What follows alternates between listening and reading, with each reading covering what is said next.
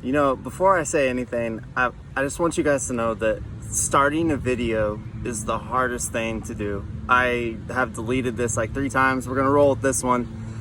Hi, Camp Win. My name is Jonathan Behe, and I am the program director for the First Tee of Greater Kansas City.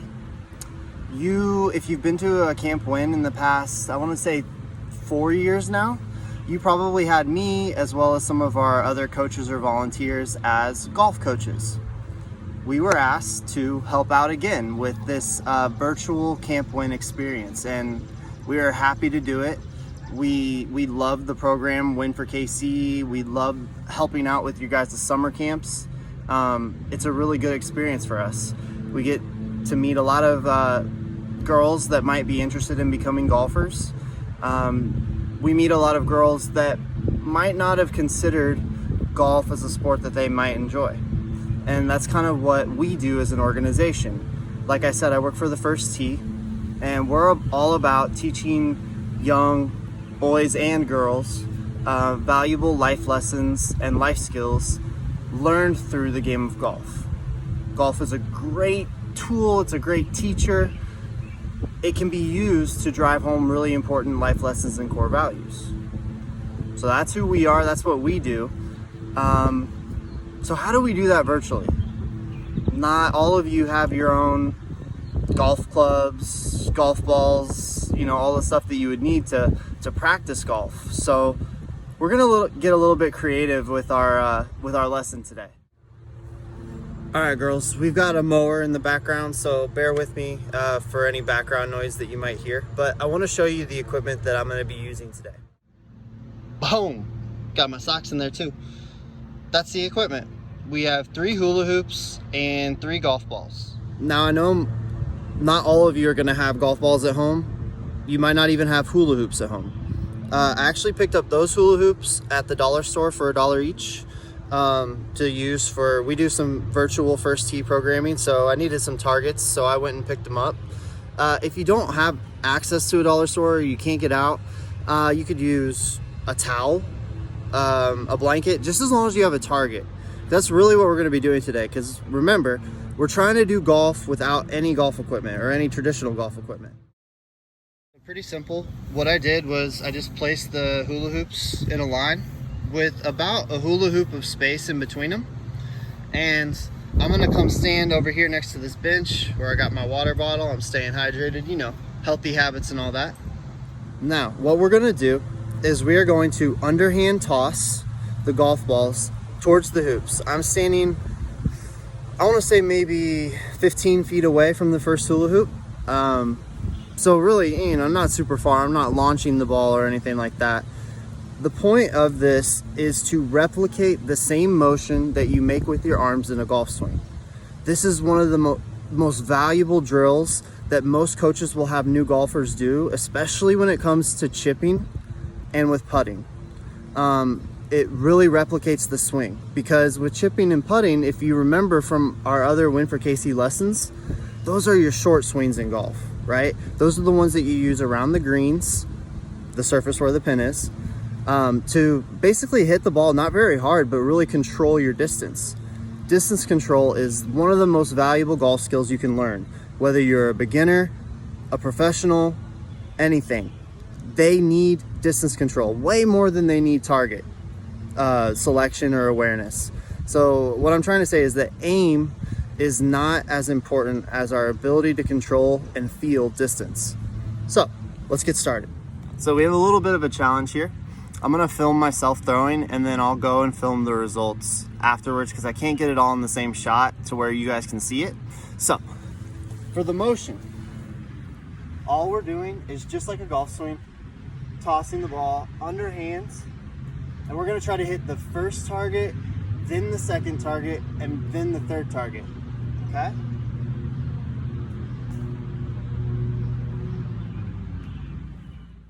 All right, so that was my one for the first target, a little bit long.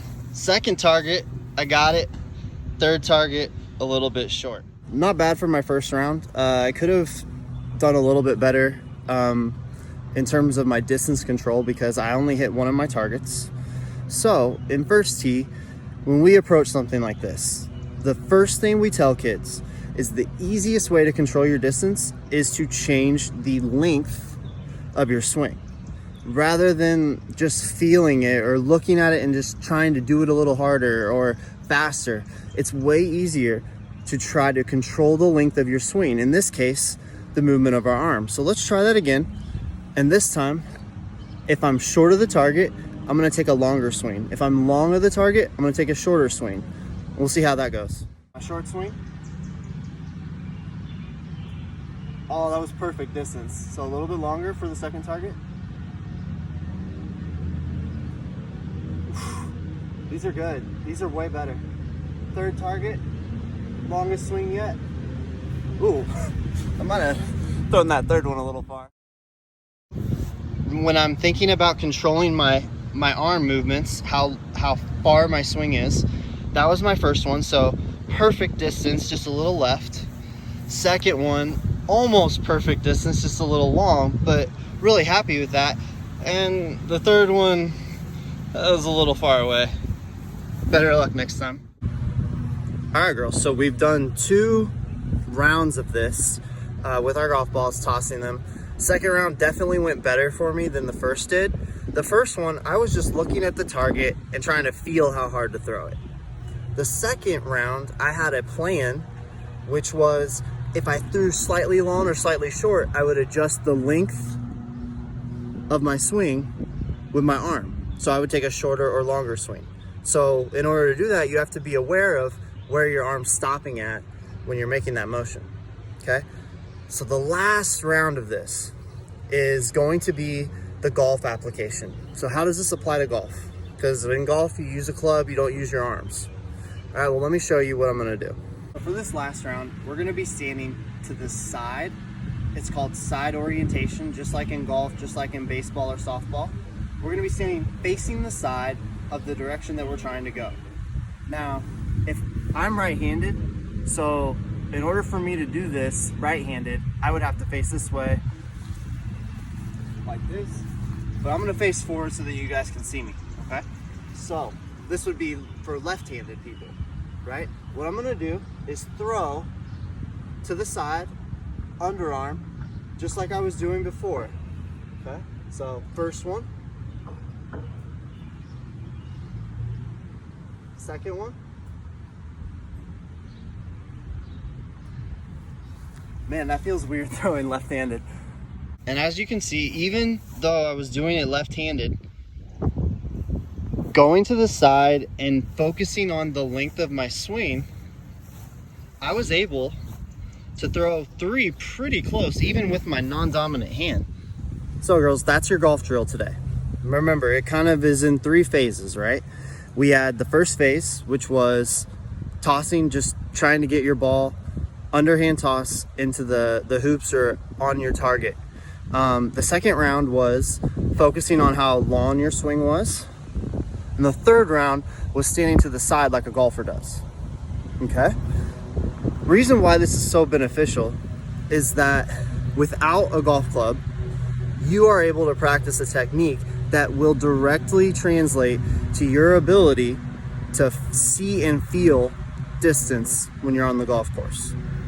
Now you might be like, how do you feel distance? And it's really hard to explain, but as somebody that's played golf for a really long time, when I'm about 20 foot away from the pin, I know roughly exactly what that stroke looks and feels like. And you only develop that from practice. So like anything else, in order to get good at something, you have to have the repetition, do it over and over again. All right, girls, you know that this wouldn't be a first tee lesson if I didn't take a couple minutes to talk about how we can bridge what we talk about on the golf course to our life. Now, I know we're not on a golf course right now, but you know, the first tee, even when we had those 45-minute sessions at St. Teresa's and Scion, and there was like 100 girls and we had to rotate them through 4 stations, we still took 5 minutes out of those 45 to wrap things up. We talked about how we can take a life skill that golf teaches and bridge it to off of the course.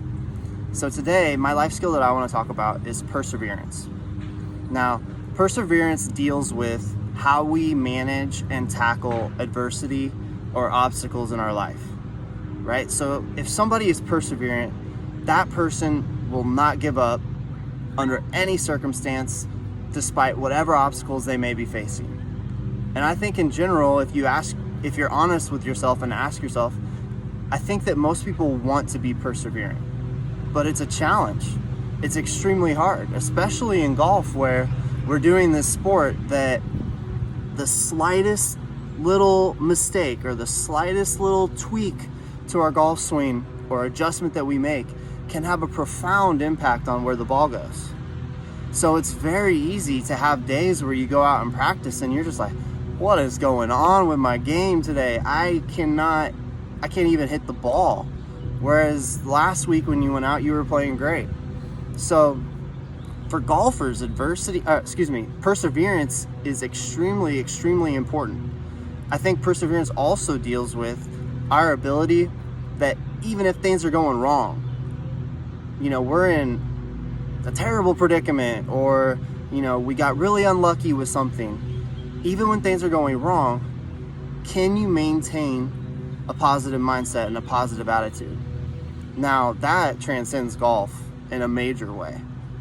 Your ability to see the bright side and to be optimistic will greatly impact your life and the quality of it moving forward. So what better time to talk about perseverance, right? With this whole COVID situation and the Win4KC summer camps being moved to an online format, I think that speaks a lot to perseverance, right? It would be very easy for the people that organized this camp to say, hey, no camp this year, sorry, we'll see you guys next year. But they decided that it was smarter for them to figure out a way to bring quality instruction to you girls and to have ways to enrich your summer that are outside of the norms of the way that they normally operate, right? So I think that being perseverant a lot of times can mean finding a solution to a difficult problem. I'm sure if you ask any of the Camp Win counselors or any of the administrative staff that you see every single summer, they'll be like, yeah, that was crazy 2020, but I mean, look what we were able to accomplish and look what we did. So my challenge for you girls, besides going and doing the golf lesson, is to try to find situations that are tough, challenging. I want you to, first off, recognize those situations while you're in them, which is really hard to do. Very, very hard to do. Recognize the situation while you're in it, and I want you to think about, how would I be perseverant in this situation? And I want you to try to live that way. It's quite a challenge, right? Oh, before I go, I also had one more suggestion for you. If you don't have golf balls at home to do this little underhand toss drill, use tennis balls if you have those, or something a little bit bigger than this.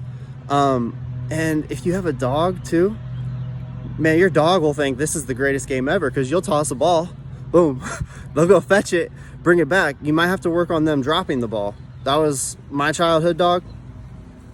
Nah, she'll go get the ball, but you won't see her for another 5 minutes after that. So thanks, girls, for attending my virtual first tee class, and I hope you all have a wonderful summer, wonderful rest of the day, and try to be perseverant.